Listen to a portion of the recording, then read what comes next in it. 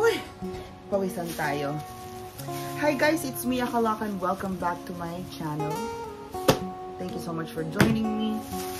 Gagawa tayo ng snack para sa farm. Gagawa tayo ng dynamite. So, diba? Ang dami natin yung dynamite. Well, anyway, medyo matrabahong paggawa ng dynamite. Kaya, eto trabaho na to.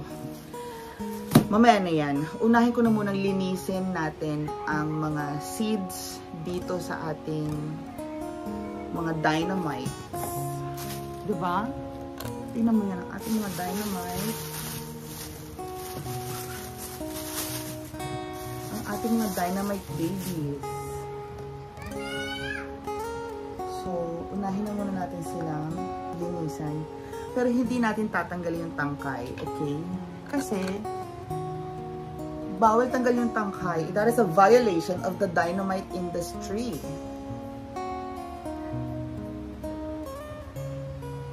So, gagawa tayo ng cheese dynamite. Para meron tayong kakainin sa farm na snack later. Alam nyo ba na sobrang, for the past day, parang sobrang naka-stress. So, hatiin na muna natin siya sa gitna. Diba? Tapos, kukuha ng, kutsara or table. At dito natin ilagay ang mga seeds. Pwede natin itanim ang mga seeds later.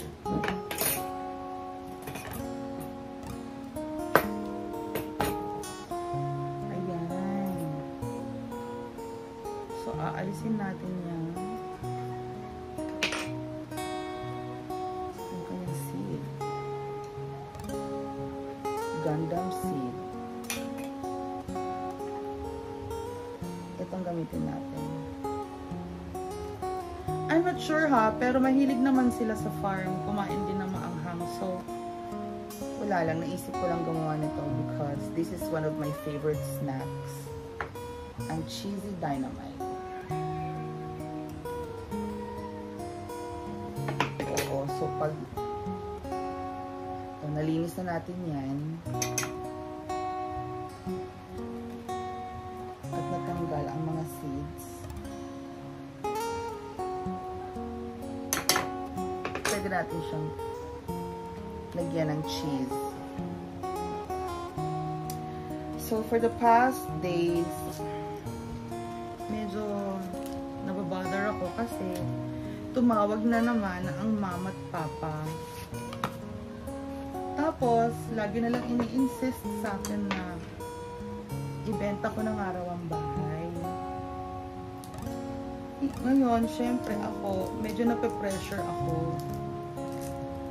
Na-pressure ako. Alam niyo po kung bakit. Kasi, gusto nila talaga is either sa La Union na ako magstay, si Papa.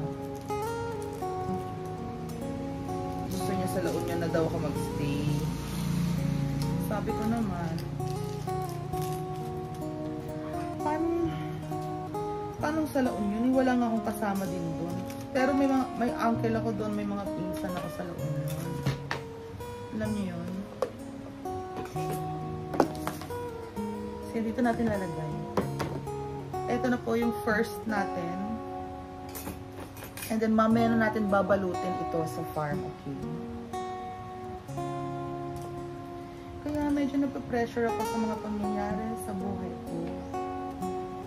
Because I don't know what to do anymore. Do you know that feeling? Do you know that feeling na medyo nape-pressure ka na and you no longer know what to do? I don't wanna think crazy. Kasi nga daw, sayang naman daw yung nag-aral-aral ako ng nursing. Tapos, nakapasa ako ng board exam. And And then, lagi nilang sinasabi, namomroblema ka ba sa pera? Kulang pa ba yung sinisweldo mo? I mean, sumisweldo naman po tayo, pero, syempre, hindi ko naman sinasabing kulang yung sweldo ko or something like that. Pero, lagi nilang sinasabi, your life is better here. Sa abroad, you might want to become a US citizen. We're gonna travel in New Zealand. We're gonna travel in a lot of places, Europe, and like that. If you are already a US citizen, matagal na, wala ka ng problema sa mga visa na ganyan. Like, we're going to travel and more. And ako naman, I always say, and I always say naman that I'm happy naman with my friends, the social climbers squad. And ever since the time that I resigned from my last international company, I have devoted myself into doing this vlogging thing as Mia Kaloka, you know. So ayan pang cheese natin. Masarap naman yun. Actually, ang Dynamite, it's more on the chili. It's more on the sili talaga. Pampalasa lang yung cheese. Additional lang po siyang pampalasa talaga. So, if we're making cheesy sticks, then cheese sticks po yung yung ginagawa natin. Lalakihan natin yung cheese, but then essentially Dynamite po ang gagawin natin. So, we're not going to, you know, smother the entire chili with cheese. Yung sakto lang naman din. Saktong may cheese, saktong may chili, may cheese na pampalasa, and then the sili. So anyway, going back to my story, medyo nape-pressure ako, kaya naisipan kong gumawa ng sili dahil ang buhay ay mainit. And I don't know what to do. I haven't spoken to my friends yet. Kay Brenda, hindi pa. About this conversation that I had. But they know that my life is like this, and I am most of the time really pressured by my family, my parents most especially, because they really wanted me to leave the country for the longest time na din. So for a long time, it has always been that kind of conversation that I should have left the country, I should have done something, like where am I going?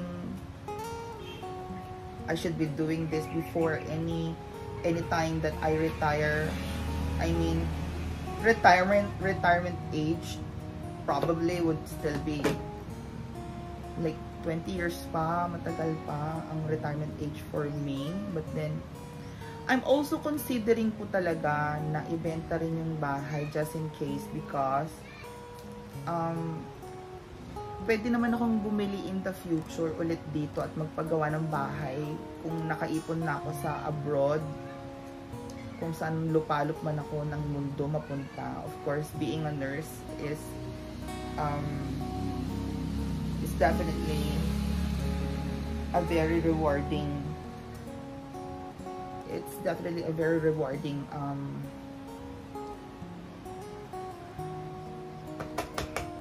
career. Pero so far I'm still here in this country, so what can I do? And my parents would usually, sila lang naman din talaga ang laging nagpe-pressure sa akin regarding these matters. Not my sister or not my brother. They have their own lives though, but then it's my parents. And for the long run, and in the long run, eventually I would I would also need to leave, and naintindihan naman siguro yan ng mga friends natin. Ayan, so yun lang naman guys. And I'm really, but last night was a different conversation. So paggising ko kanina, I'm really so feeling the pressure of life and everything. Pero actually nakakaingit na yung iba dahil wala naman nagpa-pressure sa kanila, pressure sa kanila ng ganitong circumstances eh. But then, diba, for me, okay naman din. So I'm really currently, my feelings and emotions and my mental health right now is divided into what I'm doing, if I'm enjoying. Yes, I'm enjoying, definitely. The enjoyment is there, but the pressure, the family pressure is real. So I really don't know. Nakagawa na tayo ng 5, which is yan ang ibabalot natin sa ating wrapper later. So, I'll see you later, guys, sa Hinaguan Farm. And, malay nyo, makapag-isip-isip tayo ng kung ano magagawin nating solusyon sa buhay. So, yan, ito rin siguro ang rason kung bakit napupursue akong mabenta na rin tong bahay. You can contact me here sa aking page. Facebook page is Mia Kaloka. You can message me. Here's a Facebook. You can here on YouTube. If you're watching YouTube right now, you can message me or leave me a comment if ever. Kasi sa totoo lang naman, madali lang naman magbakasyon dito sa Hasaan. Andyan naman ang Hinaguan Farm. Pwede naman akong maging guest ni Mama Sita or whatever, or we can actually book a hotel if we're going to stay for a short time, ganyan. So ganun lang. It is what it is. And for those sa mga hindi nakakaintindi, as much as I wanted to explain as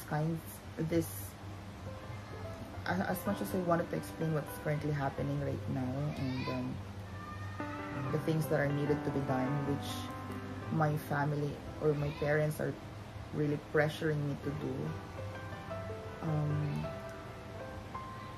you're not in my shoes, but if you are able to digest the situation, perhaps you'll be able to understand. So I will see you again later, guys, and I'll see you there sa Hinaguan. I'll be going there to fry all of this dynamite so that we can have our snacks later. Kung gusto nila ng spicy, I don't know. If they don't want spicy, it's fine. I'm sure mahilig sila sa spice doon. Because life is spicy, it's hot and spicy. Okay, guys? So, there you go.